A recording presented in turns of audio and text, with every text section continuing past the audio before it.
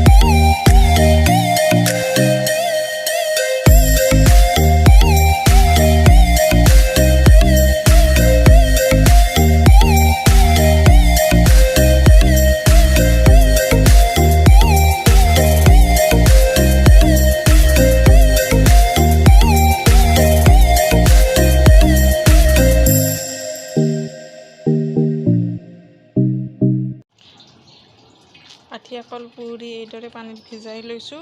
ভিজাই লৈ ইয়াক চেকনিৰে চেকি থৈ দিম।